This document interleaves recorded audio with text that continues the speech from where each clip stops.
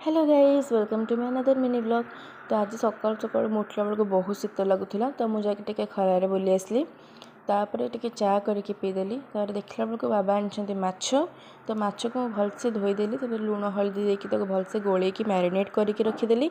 एपटे gas रे बसैली कड़ई देली तेल टे गरम हो सारा पर मुझे गोटे गोटे माछ को से पकईकि माछ सबतक भाजीदेली कारण आज हूँ पखाड़ खाइबा थिला तो छात उपर खरारे पखाड़ खिया हे तो एतक माछ भाजी देकी हम चलू छात उपरकू।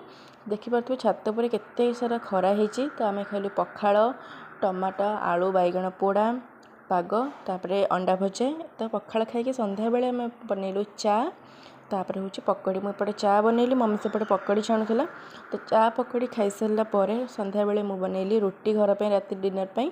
तो आपको जब मो भिडियोटा भल लगे तो लाइक शेयर एंड सब्सक्राइब करदे। Thanks for watching bye bye.